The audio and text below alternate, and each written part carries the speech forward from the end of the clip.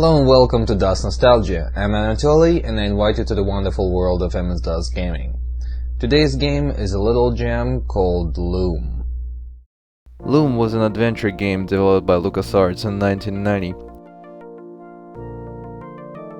It was set in a fairy tale world where the people were divided by guilds such as clerics, glassmakers, shepherds, blacksmiths, and weavers. You played the role of Bobbin Threadbare, a young weaver who's been summoned by the elders on his birthday.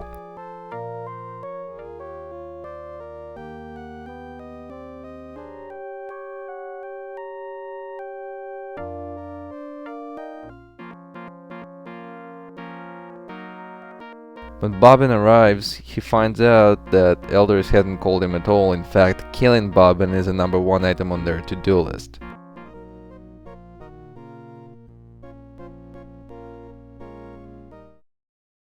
Luckily, a swan shows up and saves the day by turning all the elders into swans and leaving Bobbin all on his lonesome.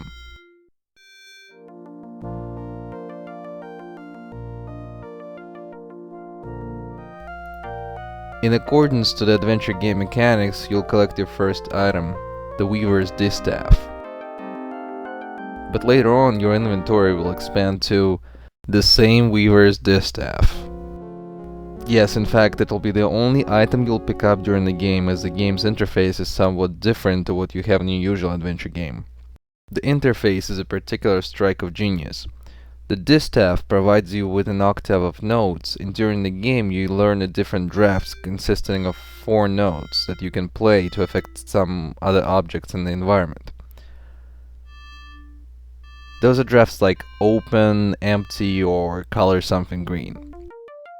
But the best design feature is that the drafts can be reversed if played backwards, like empty becomes fill, for example. All of the game's puzzles are based on that. In fact, you can hardly call them puzzles, since Loom is more like an interactive story, in striking contrast with other adventures of its time, which were painstakingly hard. You can't die or lose the game, and most of the solutions are very obvious. You just gradually unveil the story, which I'm not going to spoil, while enjoying the graphics and music. Speaking of music, the game designers made a great choice by taking a classic ballet by Tchaikovsky, The Swan Lake, and turning it into the game's soundtrack. Classical music fits perfectly into the style of the game.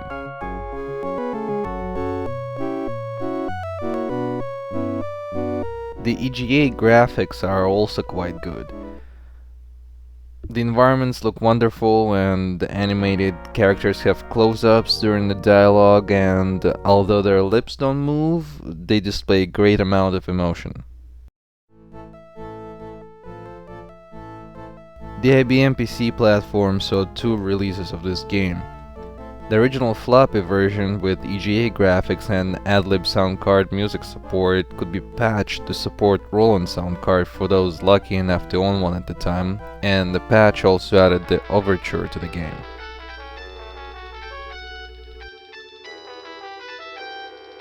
Then there was a CD release with updated VGA graphics and CD audio, which I actually don't like, and here are the reasons why. Due to technical limitations, it was decided that the sound is going to be stored in CD audio format, just like your usual music CD. That put a few restrictions on the game. The dialogue had to be shortened, and the character lost all of their wonderful close-ups. Also, because only one track could be played at a time, the game lost the music during the interactive part, so the music only plays during the cutscenes, and even then the voices are recorded at a much louder level than the music, and it's barely heard. The CD version was a major disappointment to me.